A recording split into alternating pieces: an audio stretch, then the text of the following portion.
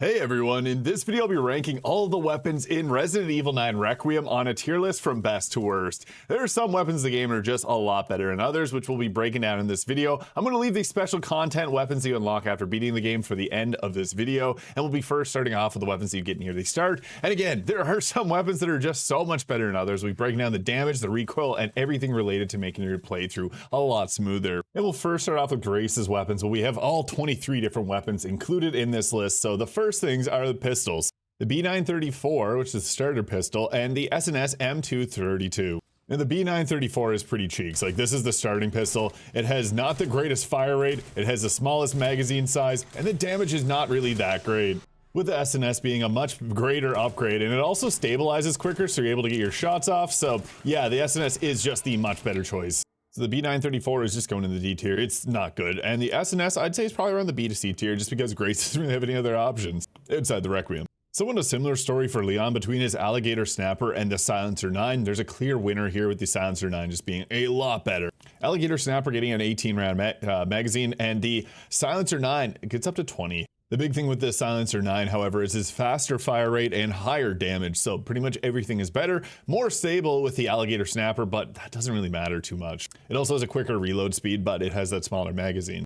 And to illustrate, here's the Alligator Snapper. Slow fire rate, very minimal recoil, but there is some there. And then if we switch over to the Silencer 9, you're gonna see this shoots a lot faster with that higher damage, but a bit more recoil. And here's a demonstration of the stopping power of the Alligator Snapper here. I'll also show you a little trick that you can do with this weapon here, but yeah, you see it does shoot a little bit slower here compared to if we pull out the Silencer 9, which is much faster, which I definitely prefer here. This one is also suppressed, which is nice. However, I do want to let you know that the suppressors in this game may not work similar to how you imagine they work in other games, as the targets can still find you while you're using them, but it seems to work at greater distances than if you were to use it just at close range, so keep that in consideration.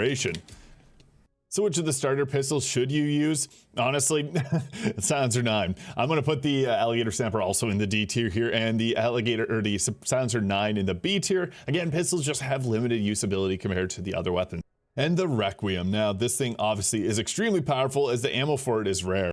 If you've watched my video on how to get the infinite ammo, you can also have a ton of fun with this for your next Insanity playthrough. The Requiem's obviously extremely powerful. It has an achievement for you to be able to hit 3 targets at once with it, so I'd recommend trying to get that. But yeah, the power being off the charts is just why the Requiem's so good. I'd have to say the Requiem, I'm not going to put it into the S tier, because there are weapons that are better that you do get more ammo for as you play through, but on Insanity, this is probably like an S tier choice. I feel like kind of is a cop-out to put it in the S tier, so I am just going to leave it into the A tier, because Requiem's amazing, but on your first playthrough, you're not going to get as much ammunition for it. And a little pro tip, if you hate the aim down sights, it actually can be changed. When you come into the controls here, down to when aiming, there's the red dot sight perspective. If you turn this off, which I highly recommend you do, it turns it back into this. Now you can see there's the little dot in the center. That's actually where your bullet is going to go. So this will help with your aiming, and I'd highly recommend purchasing the red dot sight, but not using it if you didn't want to. And next up, we got our submachine guns. There is the GAL and the Stiri Revo 3A1.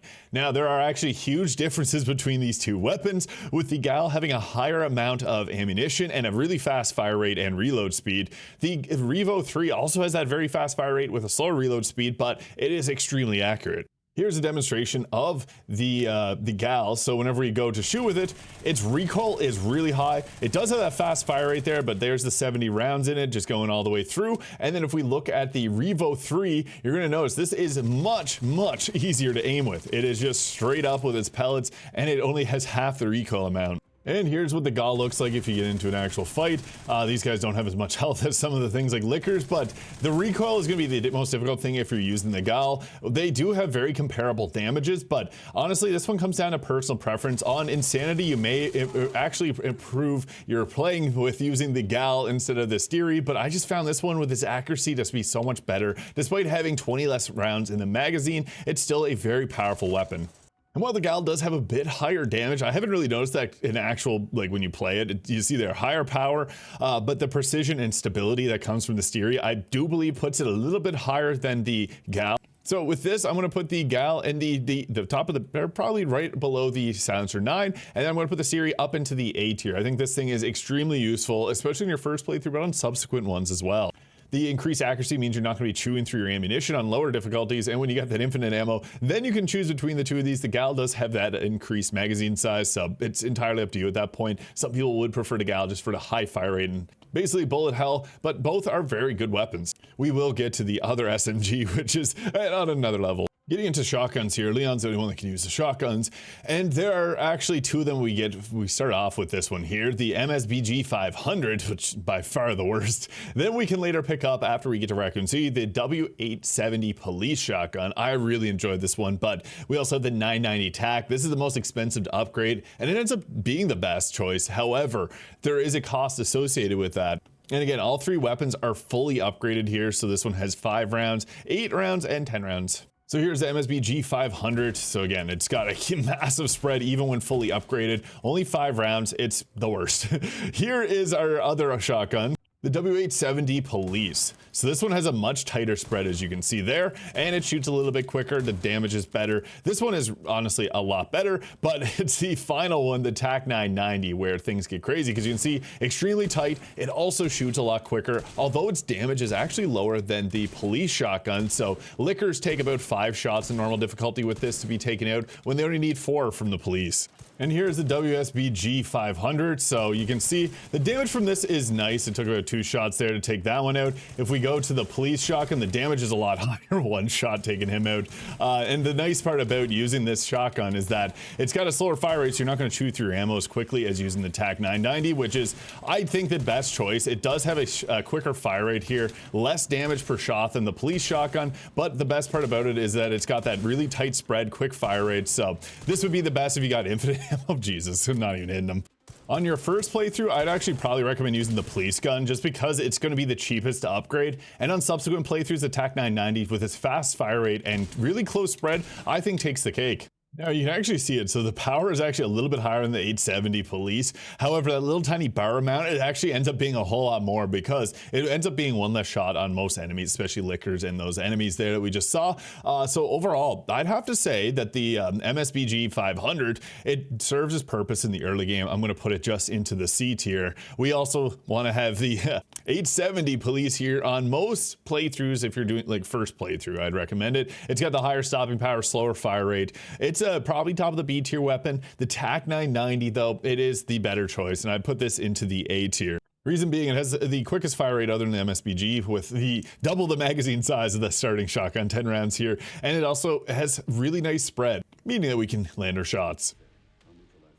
Next up is our Marksman rifles here. Now, we have the Classic 70 and the Marksman 1A. Now, these actually depend on what playthrough you're on. The Classic 70 is going to be your best option on your first playthrough, but as soon as you get the infinite ammo, the Marksman 1A ends up being much better. So, the differences here, I actually think this is one of the best weapons in the game with its insane stopping power. One thing I also want to mention is that you can put on, and you can actually get this really easily during Leon's section when he's looking for the 3 parts to the detonator, the BSA emblem charm. This increases the firepower only when the scope is not equipped. This is really important. And with the Classic 70 here, you got the option between the standard scope and the silver finish scope, giving an increased range. And you can see with the Classic 70, it's aiming to get that dot does take a couple seconds compared to the Marksman 1A, which if you pull it out, it focuses really quickly so you can get that perfect shot. And you can see the fire rate obviously being much higher on this, although the damage is lower than the Classic 70. The Classic 70 still shoots relatively quickly. Leon recycles that really fast. So here's what the Classic 70 looks like. You do need to hold it down for a second there to get that perfectly accurate aim. So that is something to keep in mind. And then we got the Marksman 1A here, which is just absurd because you can almost just spray and pray with it. The stopping power on this thing is, yeah, you see it there. Pretty crazy. I like the increased fire rate. And as I mentioned, this is going to be the better option as soon as you get to the, like on your subsequent playthroughs, just because the ammunition is a little bit limited in this game. It hurts in the first playthrough when you only have so many rifle rounds and you're gone through them very quickly with this gun versus the Classic 70 being a lot slower. Now the ammo in this game is a little weird. You can actually, it's similar to Resident Evil 4 where if you don't have the ammunition for your gun, like if you don't carry an SMG, you won't get SMG ammo. So you can kind of cheese it and just carry your Marksman rifles if you wanted to, just so that you're able to get the ammo for your gun properly. But I gotta say, they're both very powerful weapons. It's just the Marksman 1A just becomes a lot better as soon as you unlock that infinite ammo, so you don't have to worry about that 25 round magazine. It ends up being, it's more than pistols, and the damage is a lot higher. And the nice thing is that BSAA charm does not compete with any of your other weapons. It's relatively easy to be able to unlock. You just have to open up the 4 BSSA shipping containers that are scattered around this area. Now, this is a really tough one to rank. However, I am going to put the Classic 70 in the S tier. This weapon, especially in your first playthrough, is extremely valuable. Since you're not going to be cycling through the ammo as quickly as a Marksman 1A, you can use this. It's going to one-shot a lot of different things if you get the headshot off. If you're going against the plant boss, it helps so much with that. This thing is just an absolute powerhouse of a weapon. However, as you get into New Game Plus, having to recycle the bullets does slow you down, where the Marksman 1A ends up being the better option. So this is a really tough one. It depends on your playthroughs. That's why I'm actually going to put them both in the S tier. I'm going to have the Marksman 1A with the BSAA charm in the top position here. This isn't the best weapon in the game. However, this thing is insane. It just is a little bit more challenging to use in your first playthrough. So if you're looking at like first playthrough, I'd probably put it somewhere into like the mid A tier. But as soon as you're able to use this a little bit more better on your subsequent playthroughs, it gets a lot better. So infinite ammo, or just on a second playthrough when you know your ammo conservation a little bit better, it's a beast. Next up, we're going to look at knives. There's actually 4 different types of knives in the game, believe it or not. Pretty crazy. Also, Leon has 2 different types of hatchets or axes. I'm only going to be covering the upgraded version because he comes stock with one. Whereas Grace, she has to grind and look for these. It's a pain in the ass. Seriously, these weapons suck. The hunting knife will always come pretty roughed up as well. So both of these things end up breaking quite frequently. However, if you're looking to do, as I did a video on yesterday, the speed run of the game, there's one knife that just ends up being the best, Kotetsu. And I also talked about it in the video, if you need to get the 50,000 completion points to get the infinite ammo, this thing is worth purchasing. It costs 5,000 completion points. However, with this knife, Grace doesn't have to really worry about things because she can use this to stagger enemies and do the speed run. The other issue is that if you end up stabbing a zombie with this, it gets stuck on them, so you have to take them out. But this will be a big boon to you. The makeshift knives are annoying. I'm just going to say it right now. They're probably like a C tier just with their just so annoying. And also the hunting knives. I'm actually going to put them just roughly around the same place. Don't really notice a huge difference between them because the hunting knives end up breaking so quickly too. I'm not sure why they all come with that like beat up condition, but Kotetsu, this thing is pretty useful. So this will be a must have if you're doing the speed run, because at 4 hours having this, it makes a big difference as you don't have to pick things up. You can just run right to the objective. So Kotetsu, I'd actually have to say, is a high A tier pick. I'm going to put it below the Requiem. If you're doing the speed run, this is one of the most invaluable tools because Grace is kind of weak, and having anything at all that can stagger enemies and make it easier on you, it's worth the A ranking. Now you may also be wondering what this weapon here is. It's the Rest in Peace knife or Rip knife. This one is a craftable item. It does require you to get 110 blood plus scrap. It does the same damage as the normal knives. However, you get more blood back on taking an enemy, which is really nice if you're looking to do a subsequent playthrough. But in all honesty, on insanity mode, you're probably going to want to use some of the other options. So I'd have to say this one is probably like a B tier. It's obviously better than the first two as it has more durability. However, the Kotetsu is just so much better. Also, this is an outfit mod from Resident Evil 0. So yeah, it's the leather outfit from that game if you played. Now we're getting into the end game weapons, and we'll go into the post game weapons. So the RPG-7, you get this in the final fight. This is really useful, equally effective against non-tank enemies. It has a huge radius. You can get infinite ammo for it. And actually, if you want to get the infinite ammo for the RPG-7, all you have to do is get all the raccoon bobbleheads, all the intel charges. You got to find all of that. That'll give you 5,000. Completing the game will give you 10,000. And then if you do one completion of the game, you're going to get, or one completion of the game without using any healing, you're going to get 35,000 points, which is enough to get infinite ammo. And then if you also do it without using any blood, you got enough for infinite RPG ammo too. This thing is just pure ridiculousness. Huge blast radius you can use to just wipe out a ton of zombies with. And while I'd love to put this in the S tier, it's borderline useless if you don't have the infinite RPG ammo. It's not worth purchasing multiple of them. So this is another weapon I'm going to have to relegate to the B tier. I'm actually going to shuffle it down a little bit below some of the other weapons that we have here. Now the two hatchets in the game are actually interesting. So Mortal Edge, you get this near the end of the game fighting Commander Hunk or the Rick the Door Technician, whatever he is. Mortal Edge gives you better parrying, whereas the hatchet, when it's fully upgraded, has higher durability and higher damage. And the best part about the Immortal Edge is that Leon becomes a parry god with it. You may have saw videos where you see him parrying a car, parrying rocket launchers. He can do some pretty crazy stuff with this. So I'd actually recommend this if you're loving the parry. Otherwise, use the regular old hatchet there because the damage from it is just better and you don't have to repair it as often. But you can also get infinite repair on these things. Oh geez, that was bad luck.